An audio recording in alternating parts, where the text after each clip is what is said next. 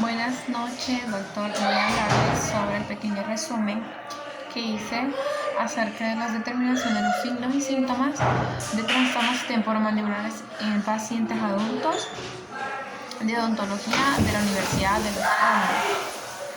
Bueno, aquí en el resumen podemos ver que habla que estos trastornos temporomandibulares constituyen un problema de salud relevante que aún no ha sido resuelto por la protección dental, pero presenta una prevalencia comparable a otras enfermedades dentales importantes.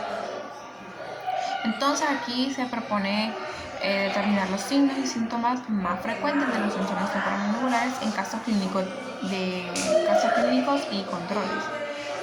Se utilizaron 80 pacientes entre 20 y 65 años, fueron examinados para conformar posteriormente dos grupos, uno de casos y uno de controles. Un grupo de casos, 40 pacientes, por lo menos dos de los tres signos y síntomas asociados con trastornos temporomandibulares.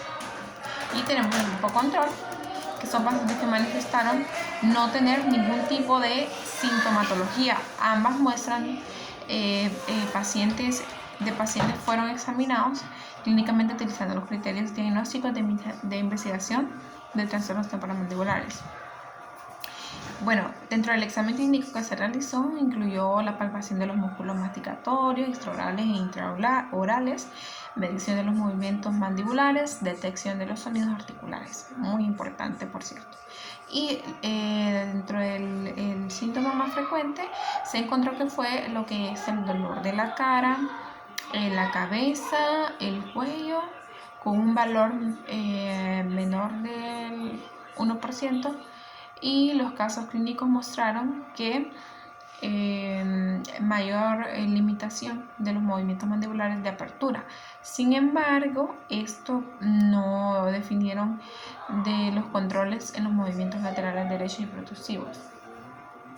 Dentro de lo que son los sonidos articulares, estuvieron presentes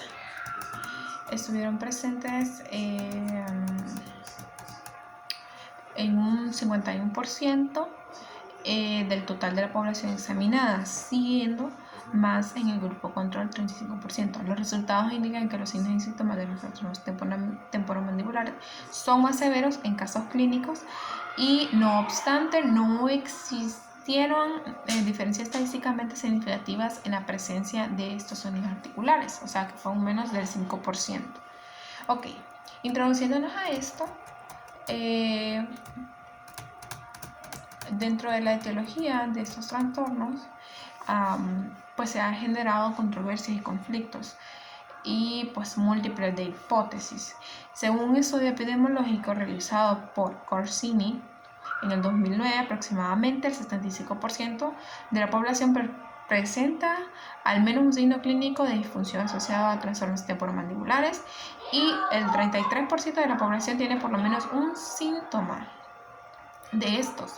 De esos, 1 de cada 4 sujetos está consciente o lo informa.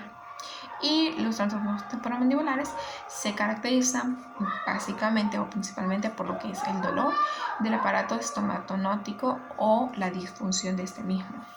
Entonces, han surgido algunos hallazgos han sugerido que la relaxina podría predisponer a lo que es a las mujeres a las enfermedades musculoesqueléticas y específicamente los tejidos fibrocartilaginosos de las articulaciones.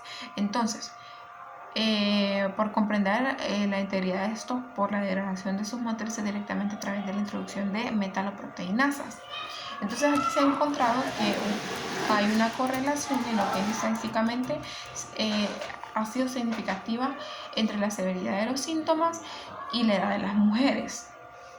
También, mientras más jóvenes las pacientes, mayor severidad de los síntomas, más agresivos, y principalmente son síntomas neuromusculares.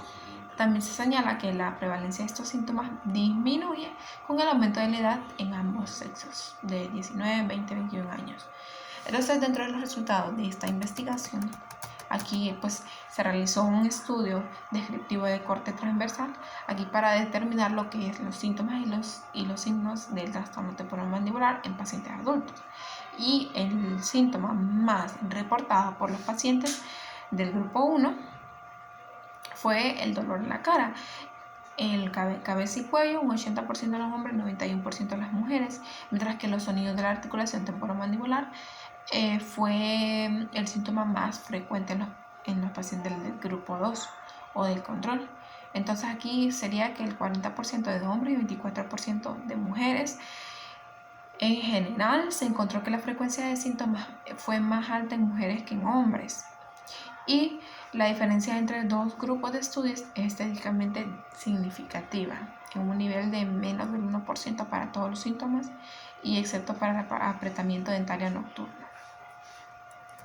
Dentro de la discusión aquí pues vamos a encontrar que se reportaron lo que es personas que viven en áreas urbanas sufren menos de dolor facial, un 20% al comparar con las de las áreas rurales, y al relacionar los síntomas de los trastornos temporomandibulares y su impacto en la vida diaria en estudiantes universitarios también se ha reportado un 60% que no había sufrido ningún dolor en los 6 meses anteriores, pero un análisis de depresión en esa misma población reveló que un 19% padecían moderada depresión y el 3% tenían depresión severa. Entonces, luego vamos avanzando en esta investigación y se vio también otro factor que fue la relaxina, que causa la inducción de colagenasa 1 y stromelicin 1 en el tejido sinovial y fibrocartilaginoso de la ATM, pero no en el cartílago articular. Entonces esto proporciona la primera prueba que la relaxina contribuye a la remodelación de fibrocartílago mediante su degradación, sugiriendo un posible mecanismo de acción de la relaxina en los trastornos temporomandibulares y el subconjunto de mujeres de estos trastornos. Entonces, siguiendo aquí, en conclusión,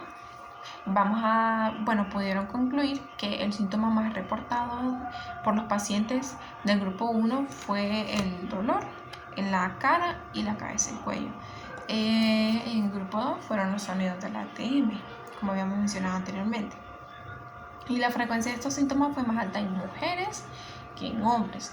Y pues los sujetos del grupo 1 presentaron medidas de movimiento vertical significativamente inferiores a los del grupo 2, pero con respecto al género no se encontró diferencia en ninguno de los movimientos mandibulares de lateralidad y protrusión.